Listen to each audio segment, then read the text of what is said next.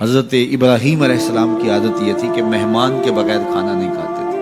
اور یہ بات ذہن میں رکھو کہ جو کھانا مہمان کے ساتھ کھایا جاتا ہے اس کا حساب نہیں ہوگا، چاہے وہ پرتکلف ہی کیوں نہ ہو۔ تو جب بھی بھوک ستاتی تو کسی شخص کو ڈھونڈ کے لے آتے اور اس کے ساتھ دسترخوان پہ بیٹھ کے کھانا کھاتے۔ ایک دن ایک مہمان کو ڈھونڈ لائے اور کھانا تیار تھا تو کہا کہ اللہ کا مبارک نام لیجیے اور شروع کیجیے۔ اس نے کہا میں تو اللہ کو نہیں مانتا۔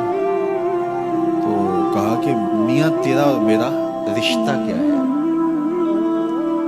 میں تجھے اللہ کے نام پہ تو کھلا رہا ہوں کہ تو اس کا بندہ ہے، اور اگر تو اس کا نام ہی گوارا نہیں کرتا تو پھر کیا باقی بچا؟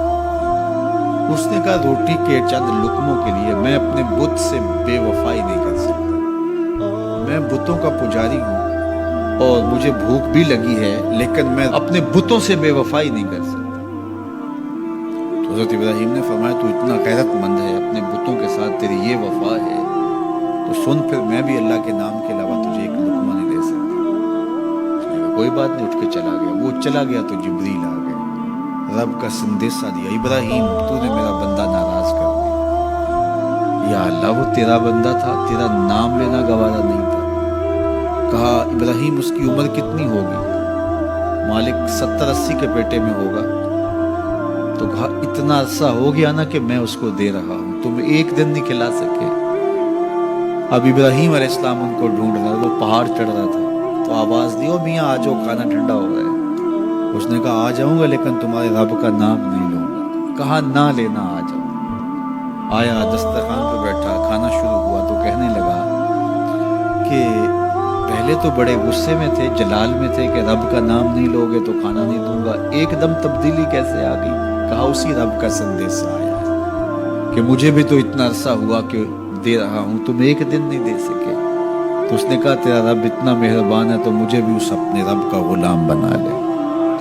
تو جو اسے مانتا ہے اسے بھی دیتا ہے، جو نہیں مانتا تو یہ نہیں دھوکہ کھانا چاہیے کہ فلاں کے پاس رزق اتنا ہے اس لیے وہ اللہ کا مقبول ہے، فلاں تخت حکومت میں بیٹھا ہے اللہ کا مقبول ہے، یہ کوئی دلیل نہیں ہے۔ کتنے لوگ ہیں جو اس کے منکر ہیں، اس کے وجود کے منکر ہیں، لیکن اس کے باوجود ان کو اتنا عطا کرتا ہے۔ بلکہ فرمایا اگر تمہارا مجھے لحاظ نہ ہو تو کافروں کے گھروں کی سیڑھیاں بھی سونے اور چاندی کی، چونکہ ان کو سب کچھ دنیا پہ دے دیا جائے گا، آخرت میں ان کا کوئی حصہ نہیں۔ لیکن مسلمان کہیں گے ہم تو پھر مار ہی دیے گئے۔ تو تمہاری دل جوئی مقصود ہے، تمہارا لحاظ ہے، ورنہ ہم ان کو اتنا دیں کہ ان کے گھروں کی سیڑھیاں بھی سونے اور چاندی کی۔ یہ فرعون جو تھا جس نے خدائی کا دعویٰ کیا، بلکہ کہا انا ربکم الاعلی، میں تمہارا بڑا رب ہوں، اور اپنی پرستش کرواتا تھا ساری زندگی، کوئی بیماری تو دور کی بات ہے اس کے سر میں درد بھی نہیں ہوتا۔ رزق اللہ اسے بھی دیتا ہے جس سے وہ پیار کرتا ہے، اسے بھی دیتا ہے جس سے وہ پیار نہیں کرتا۔ وہ صرف رب المومنین نہیں ہے، وہ رب العالمین ہے۔ صرف مومنوں کا رب نہیں ہے، وہ تمام جہانوں کا رب ہے، لیکن دین صرف اسے دیتا ہے جس سے وہ پیار کرتا ہے، جس سے وہ محبت کرتا ہے۔ یہ بات